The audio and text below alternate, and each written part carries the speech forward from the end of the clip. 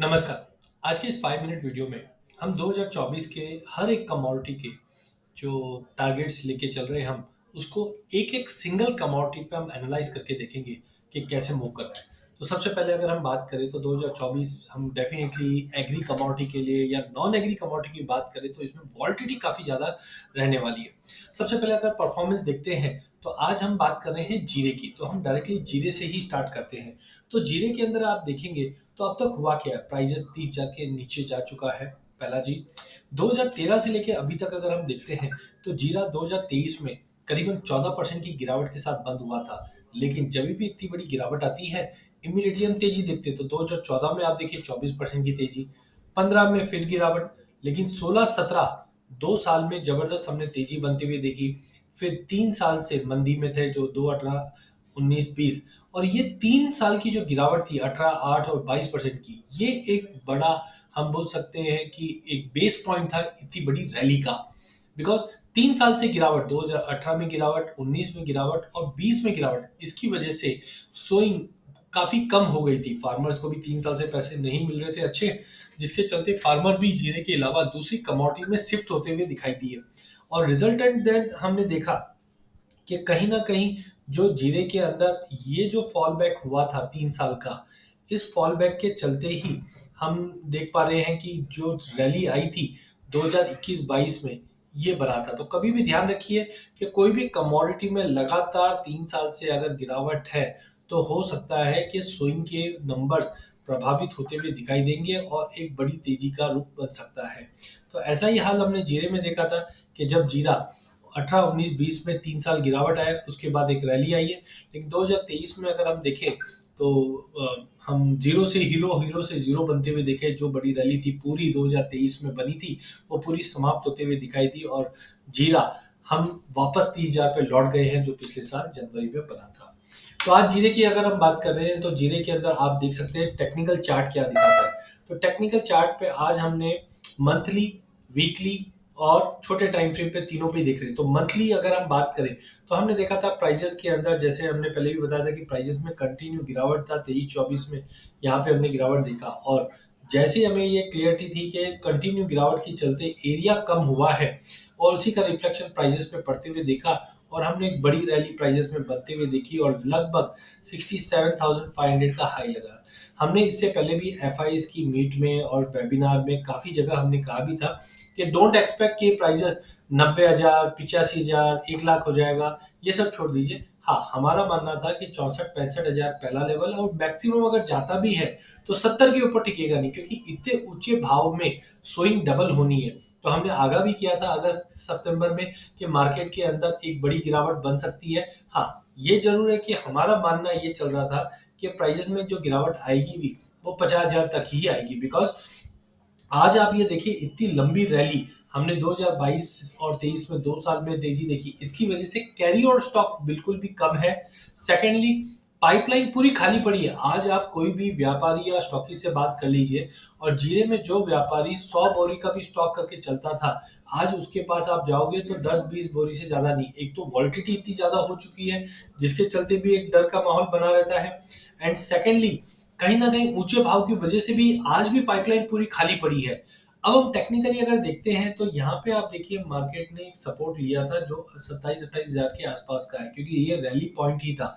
इससे पहले भी हम देख रहे थे कि घूम फिर के मार्केट ये रेंज में ही रहा हुआ है। तो कहने का मतलब है कि मार्केट में जो स्पाइक आ रहा था वो आ चुका है, मार्केट में गिरावट थी वो आ चुकी थी। लेकिन अब लोगों को डर लग रहा है, अरे बम्पर क्रॉप है इस बार, 90-95 लाख बोरी का प्रोडक्शन रहेगा, प्राइस गिरना। अरे प्राइस ऑलरेडी गिर गए सर। 65,000 वाला आइटम अगर 30,000 आ जाता है तो गिरावट मानते हैं। लेकिन दूसरा इसमें एज ऑफ नाउ जो मुझे सबसे बड़ा कंसर्न लग रहा है वो है विश्वास का। बिकॉज हमने कोविड से पहले डीमोनेटाइजेशन, फिर कोविड, जीएसटी, ये सब के चलते फिजिकल मार्केट के अंदर जो क्रेडिट लाइन थी, ट्रस्ट लाइन थी क्रेडिट की, वो खत्म होते हुए दिखाई दी। पहले आपसे अगर कोई 100 बोरी का अगर व्यापार करता था तो वो बोलता था सर आप मुझे भिजवा दीजिए, पेमेंट आपको 2 महीने में मिल जाएगा। लेकिन आज ऐसा सीन है कि मार्केट की वॉलिटिलिटी की वजह से और मार्केट के सिनेरियो की वजह से कोई भी उधारी, कोई ट्रेड करना ही नहीं चाहता है, जिसकी वजह से इतने बड़े फॉल के बावजूद अगर हम बात करें तो प्राइजेस को कहीं पे भी सपोर्ट नहीं मिल रहा है। लेकिन मुझे लगता है कि 3-4 चीज़ें हैं जो हमें ध्यान देनी चाहिए अगले 15 दिन के लिए। पहला, इतने बड़े फॉल के बाद टेक्निकल क्या बताता है? तो टेक्निकल देखिए, मैकडी अभी भी बेरिश दिखा रहा है क्योंकि ये मंथली चार्ट पे है। जब बुलिश हुआ भी था तो लंबा चला था, लेकिन बेरिश है। बट इतने शार्प फॉल की वजह से आप देख सकते हैं 2015 ऑनवर्ड्स कभी भी इतना बड़ा शार्प मूव नहीं दिखा था। तो आई थिंक मैकडी नेगेटिव जरूर दिखा रहा है, बट कहीं ना कहीं स्टेबिलिटी मार्केट में बन रही है। वहीं अगर हम ये वीकली चार्ट पे अगर हम बात करते हैं, तो वीकली चार्ट के हिसाब से अगर हम देखते हैं तो प्राइजेस के अंदर कहीं ना कहीं एक बड़े फॉल के बाद मार्केट सपोर्ट ढूंढ रहा है। तो पहला आप यहाँ पे देखिए 66,000 का हाई लगाया मार्केट ने, और लगाने के बाद यहाँ से मार्केट में एक बड़ा फॉल बना, और फॉल बनने के बाद 38.2 का एक इंपॉर्टेंट सपोर्ट था, वो ब्रीच हुआ। देन यहाँ पे 200 मूविंग एवरेज का सपोर्ट था 29,500 के करीब, उसको भी मार्केट तोड़ता हुआ दिखाई दिया। लेकिन हमें लगता है अगस्त 2022 में जो तेजी बनी थी, ये लेवल ब्रिज होता हुआ नहीं दिखाई दे रहा है। और प्राइजेस भी आप मान के चलिए कि 200 मूविंग एवरेज के नीचे वीकली चार्ट पे सस्टेन नहीं करेगा। ये एक तरह का फॉल्स ब्रेकआउट है, मार्केट नीचे दिखाएगा बट यहाँ से रिकवर करेगा। इचिमिको क्लाउड भी आप देखिए, लॉन्ग पोजीशन का जो सिग्नल था वो लगभग इधर से दिखाया था, जो जुलाई 2021 से तेजी बनी थी। अब प्राइजेस इचिमिको क्लाउड के बिल्कुल नीचे आ चुका है, क्लाउड रेड में हो चुका है, लेकिन उतना फोकस सेल नहीं है इसमें। तो मुझे लगता है एग्जॉस्टेड रैली है। वॉल्यूम पार्टिसिपेट देखिए, यहाँ पे जो फॉल आ रहा है, इस फॉल में आप देखेंगे तो कहीं पे भी अगर हम देखें तो वॉल्यूम पार्टिसिपेशन नहीं है। वॉल्यूम पार्टिसिपेशन नहीं होने की वजह से हमें लगता है कि ये जल्दी एग्जॉस्ट होता हुआ दिखाई देगा। तो आई थिंक के अभी भी वीकली पे प्रेशर जरूर दिख रहा है, लेकिन जो आगे इंडिकेटर्स है और फंडामेंटल है वो मुझे लगता है प्राइजेस को सपोर्ट कर जाएगा। वहीं दूसरी ओर टेक्निकली तो हम देख रहे हैं कि प्राइजेस 26,000 27,000 के बेस बनाकर मार्केट उठने की पूरी कोशिश कर लेगा। 29,500 के ऊपर कंफर्मेशन, क्योंकि 200 मूविंग एवरेज है, और 32,800 के ऊपर निकलने पे एक रैली अप बनेगी, और उसका कारण बनेगा ये इंडिकेटर का नाम है अल्सर इंडेक्स। और ये अल्सर इंडेक्स एक ऐसा इंडेक्स है जो गिरते मार्केट में लोअर सर्किट में भी आपको बता देगा बाय कब करना है। एक उदाहरण के तौर पे मैं बात करता हूं, अगर ये हमने 2 आवर्स का चार्ट लिया है, क्योंकि जल्दी सिग्नल अगर पकड़ना है तो छोटे टाइम फ्रेम से देखना पड़ेगा। तो 23 नवंबर को आप देखिए मार्केट में एक बड़ा फॉल आता है, मार्केट में गिरावट आती है। अब जैसे ही ये अल्सर इंडेक्स ग्रीन में होकर यहाँ पे इन्होंने कंफर्मेशन दिया, ठीक है।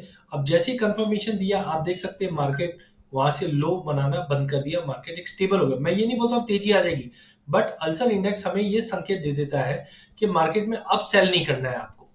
सिमिलरली आप इधर देखिए, फिर मार्केट एक स्टेबल के बाद दिसंबर में फिर से हमने मार्केट में एक बड़ा फॉल आते हुए देखा, और आप देख सकते हैं यहाँ पे एक पहला लेवल ऑफ कंफर्मेशन एंड दूसरा लेवल ऑफ कंफर्मेशन।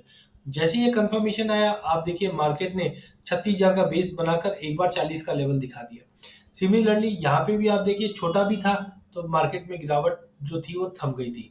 अब आप ये देखिए, ये जो लेवल है वो इतना इंपॉर्टेंट है क्योंकि अब तक ये लेवल हमने कभी भी बनते हुए नहीं देखा 12 के ऊपर। अब यहाँ से ये कंफर्मेशन आने की पूरी तैयारी कर रहा है। तो आई थिंक अगले एक हफ्ते के अंदर एक बड़ा जंप हम जीरे में देख पाएंगे। एक बार प्राइजेस 29,500 का ये लेवल रिकॉर्ड में निकल जाता है, तो 32,800 से लेकर हो जाने में 38,500 का लेवल भी दिखा देगा, क्योंकि ये एक स्ट्रॉन्ग कंफर्मेशन है रिवर्सल का 2 आवर्स पे, और ये धीरे धीरे डेली वीकली मंथली पे भी बनता हुआ दिख जाएगा। तो आई थिंक कि अगर इसका कारण की बात करें तो क्या कारण है जो मार्केट में तेजी आएगा, तो ऑलमोस्ट अभी आप देखिए फिजिकल मार्केट में जितने भी सेल ऑफ आने थे वो ऑलमोस्ट हो चुके हैं, ये ऐसा असम करके चलते हैं हम लोग। सेकेंडली, रमजान सामने है। चाहे अभी दिसंबर में जो ये फॉल आया उसका कारण था चाइना, बिकॉज उम्मीद थी चाइना न्यू ईयर से पहले कुछ बाइंग करेगा, बट चाइना अब बाइंग नहीं कर रहा है। लेकिन रमजान क्योंकि अब चाइनीज न्यू ईयर के बाद चाइना अगर बाय करना है तो वो नई क्रॉप के लिए ही बाय करेगा ना, पुरानी क्रॉप क्यों बाय करेगा। और पुरानी क्रॉप में हम मान के चलते 3-3.5 लाख बोरी का स्टॉक है। जनवरी फरवरी 2 महीना हमारे हाथ में है। डोमेस्टिक कंजम्पशन और इंटरनेशनल कंजम्पशन पूरी डिपेंडेंट है। और साथ में सबसे इंपॉर्टेंट है ईल्ड, क्योंकि जिस दिन से वेदर डिस्टर्बेंस बने हुए हैं ये ईल्ड पे आगे दबाव देगा। तो अभी भी हम 90-95 लाख का भी अगर एक्सपेक्टेड करके चलते हैं, तो सबसे इंपॉर्टेंट है क्या रमजान में नया माल जा सकता है? आंसर है बिल्कुल नहीं जाएगा। तो एज ऑफ नो मुझे लगता है कि रमजान की डिमांड ये लेवल से अच्छी रहनी चाहिए, जिसका एक टेक्निकल सपोर्ट में भी दिखाई देता है। कुल मिला के मुझे लगता है अगर प्राइजेस 26,000 के स्टॉप लॉस से अगर लिया जाए, तो आई थिंक 29,500 के कंफर्मेशन पे नया क्रॉप हम नया मंथ जो है वो 32,800 से लेकर 38,000 तक का पुल बैक दिखा देगा। आज अगर हम जीरे की बात करें तो जनवरी वायदा तो 5% सर्किट 5% जंप दिखा रहा है, 31,000 का भाव आ गया है। और मुझे लगता है कि जनवरी वायदा 38,000 तक का लेवल दिखा देगा एक्सपायरी से पहले। और अगर आपको लॉन्ग टर्म लेना है तो अप्रैल वायदा को लेके चलिए, सॉरी मार्च वादे को लेके चलिए, 27,500 पे है। इधर अगर हम 29,500 का लेवल तोड़ते हैं तो एटलीस्ट 32,500 से 33,000 के बीच में हम नए वायदे को भी जाते हुए देखेंगे। तो कुल मिलाकर कॉन्ट्रैक्ट में मुझे लगता है कि करंट लेवल से एक अच्छी recovery short covering technical chart पे बन रही है। अल्सर इंडेक्स को ध्यान रखिए, क्योंकि अल्सर इंडेक्स सबसे पहले कंफर्मेशन देता है और हमको कंफर्मेशन यहाँ पे मिल रही है कि अब जीरे के अंदर एक तेजी बनेगी। तो शॉर्ट बिल्कुल नहीं करना है। अगर हिम्मत नहीं बन रही है बिकॉज वॉलिडिटी काफी ज्यादा है, तो थोड़ा थोड़ा क्वांटिटी लेके चलिए, बट करंट लेवल से शॉर्ट नहीं करना, थोड़ा थोड़ा माल लेके चलिए। रिकवरी 150 का जनवरी मंथ में ही हम देखेंगे। इसी के साथ मेरा सेशन एंड करता हूँ। बहुत बहुत धन्यवाद। चैनल को जरूर सब्सक्राइब कीजिए। इस चैनल में हम आप तक इक्विटी, कमोडिटी, करेंसी के अपडेट लाते रहेंगे। वीडियो पसंद आने पे इसे लाइक और शेयर जरूर कीजिए।